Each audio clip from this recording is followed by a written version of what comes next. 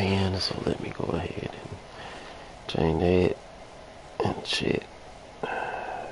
Because we should have forgot to change that.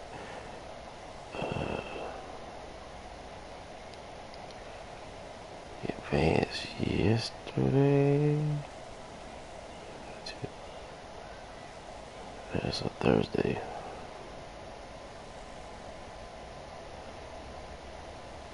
So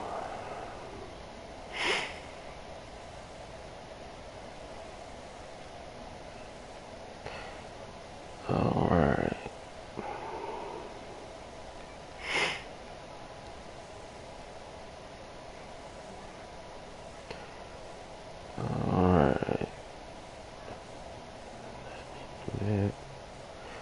Like my own stuff. Alright. It's in the chat. I know some of these guys are at work, so I'm just gonna go ahead and get talking. Alright. Let's take a look at week 9. We are in week 10, fellas. We are in week 10. Let's take a look at last week. Browns at Redskins. Alright, looks like it was a tough little matchup all the way up until the fourth quarter. Looks like Cleveland made a good turnaround in the second half of the game. Cleveland won 38-24. Offensive rushing yards, which is odd because the Browns normally pass the ball a lot. The OBJ, keep messing that up. He had 217 yards rushing with 57 yards passing. And we already know that Dwayne Haskins likes to throw the ball. So I'm pretty sure he had 305 yards passing with 90 yards rushing. So he isn't using Bryce Love or Darian Geis. Alright, and it looks like in the turnover battle is where the Redskins lost the game, where the Browns only had 1 turnover to the Redskins 3. Time of possession wasn't very lopsided. Alright. Dwayne Haskins finished with a 94 passer rating with 327 yards passing. Baker Mayfield, 52% with 75 yards passing. Alright. As far as rushing, Nick Chubb for the Browns showed up for him that game with 185 yards rushing. Darius Geis had 56 yards rushing. Alright, as far as receiving, Paul Richardson Jr. with 100 yards receiving. Jordan Reed, 83. McLaren, 67. And Bryce Love with 36. Okay, so everybody got a little love with the ball against the Browns as far as the passing was concerned with the Redskins. Alright, with the Redskins losing that game, that makes the NFC East a little tight right now as far as who's going to represent the East, seeing that if I'm not mistaken, with the Cowboys and Eagles not able to play their game, and the Eagles getting another loss, that makes that race a little bit tighter for the NFC, the NFC East. See who's gonna come out of that conference. All right, then we had the Seahawks versus Monarchs. Seahawks won 42-14. 287 passing for the Seahawks with 130 yards rushing. That game was over in the third quarter, as it looks like. Monarchs had 213 yards passing with 10 yards rushing. And turnover battles where the game got a little lopsided, with the Seahawks only committed 1 turnover to the Monarchs 3. And time possession was lopsided, with Seahawks having it for 10 minutes to the Monarchs 17. So just because the guy has a ball for a majority of the game doesn't mean that he can pull out the win, apparently. Alright. Russell finished with a 127 passer rating with 296 yards passing, with Jared Goff finished with a 68 with 266 yards passing. Nyheim Hines with 129 yards rushing. Todd Gurley did not show up to that game. I bet he didn't even, it looks like he just dressed out and came back out the game. With 15 yards rushing. Receiving, Brandon Cooks still showing out with 112 yards receiving. DK Metcalf with 110. Robert Woods with 106. So 2 wide receivers for the Monarchs with 100 plus yards. Okay. Alright. And we have the Chiefs and Titans. Their game looks like it came down to the wire, where the Kansas City won 44-38 because he had to jump in the second quarter to make the game a little harder to catch up. So the Titans had to play a little catch up in the second half, which he almost did, but he didn't pull it off at the end. Titans finished with 225 yards passing with 153 yards rushing. Chiefs 217 with 197. Turnover battles were somewhat similar. Titans 3, Chiefs 2, and time of possession was the same. Marcus Mariota finished with a 101 passer rating with 271 yards passing. Pat Mahomes 90 QBR with 240 passing. All right. Rushing, Roundtree finished with 181. Deion Lewis 156. Okay, so the old man still knows how to run a little bit, we see. All right.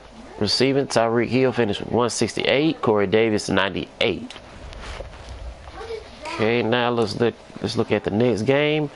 Steelers took a heavy loss again this week in week 9 against the Steelers.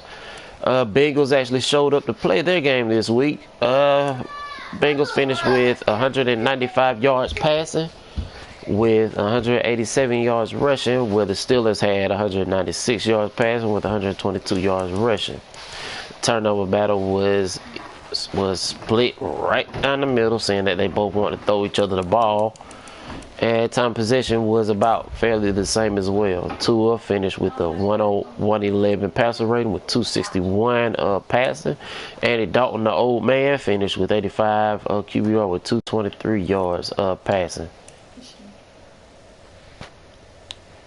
Joe Mixon finished with 190 yards rushing, where James Conner finished with 92.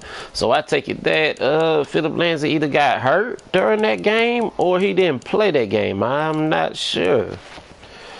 Seeing that the Steelers love to run with Philip Lindsay since he traded for him. All right, John Ross III finished with 151 yards receiving. CD Lamb 147.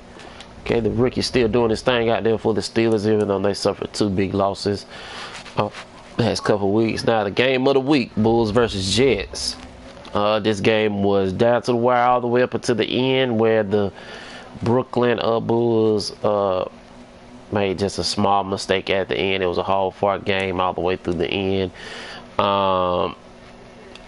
And I see that the Brooklyn Bulls defense was the one that was giving the Jets the headache, seeing that he doesn't have a quarterback at all, and he can blame himself for that. But to move on, Brooklyn finished with the 162 yards passing with 65 yards rushing.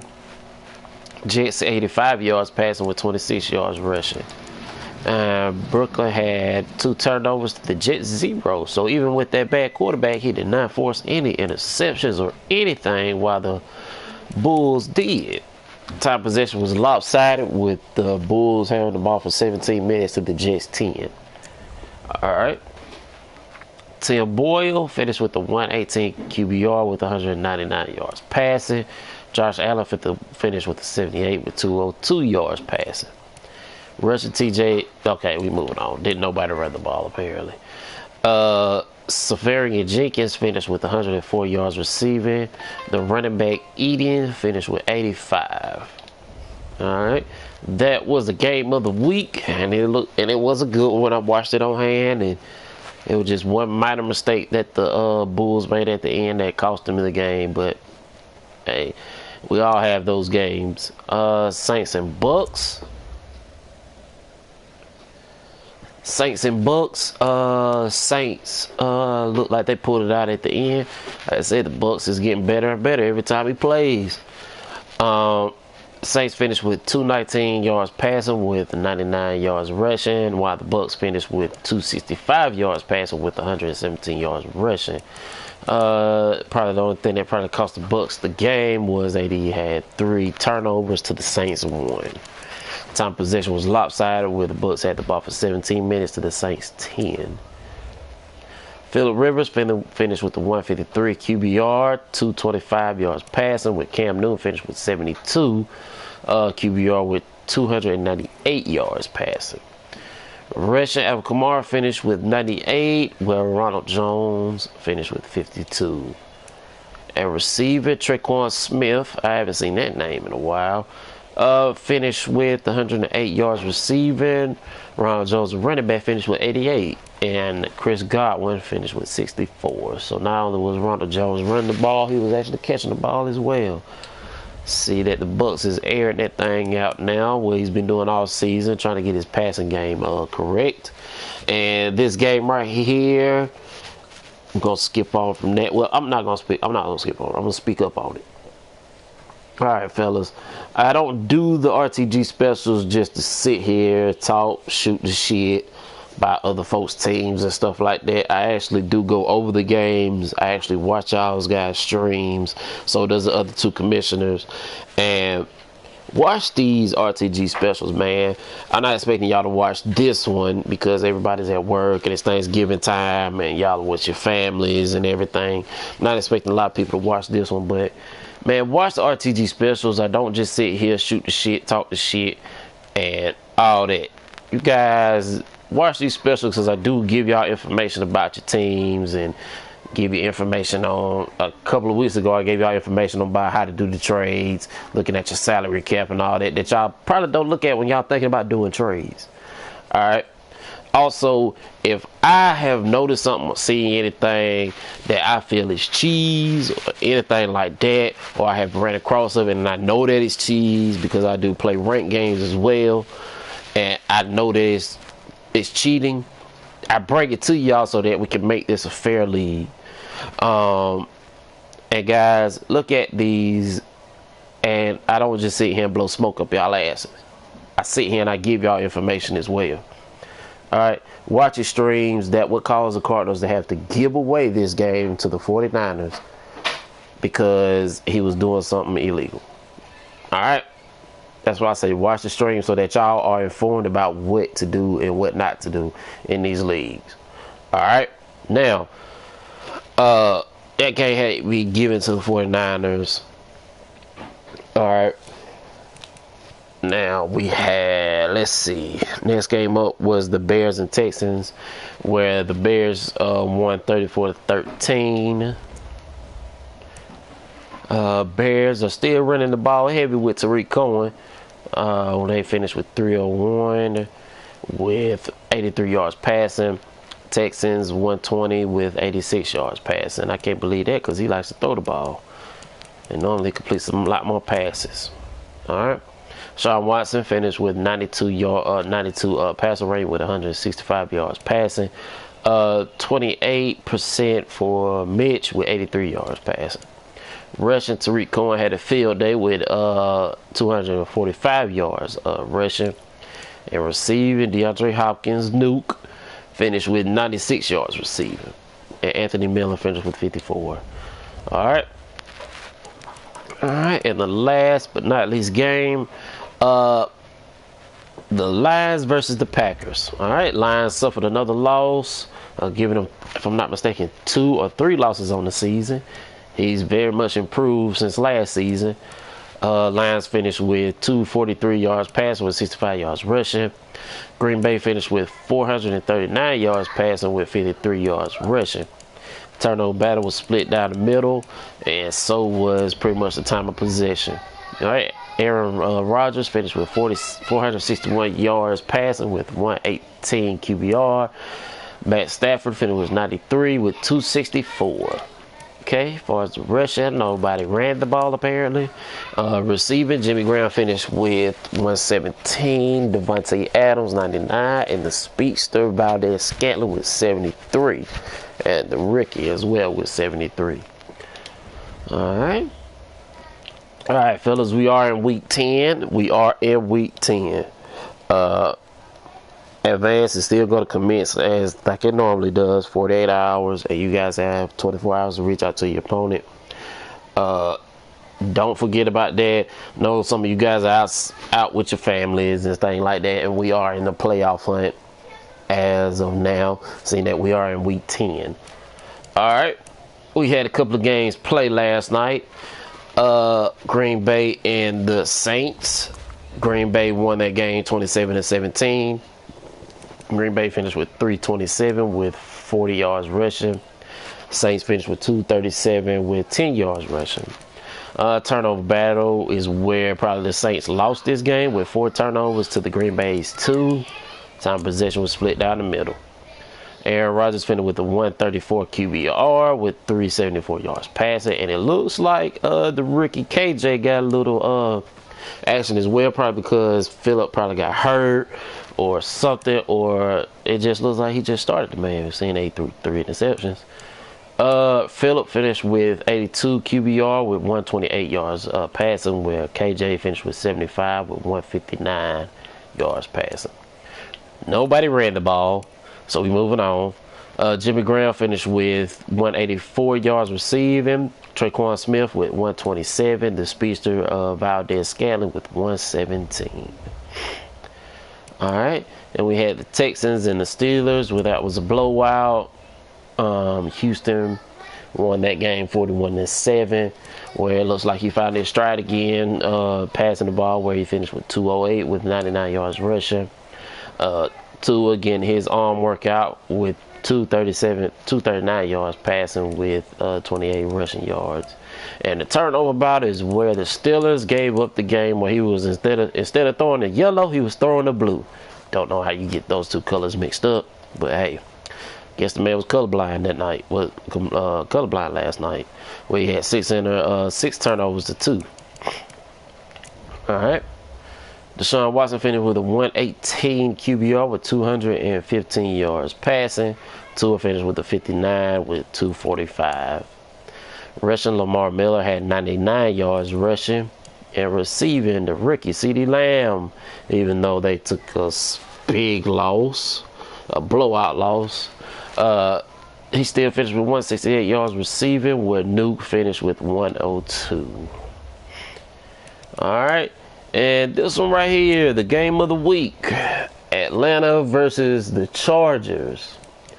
All right.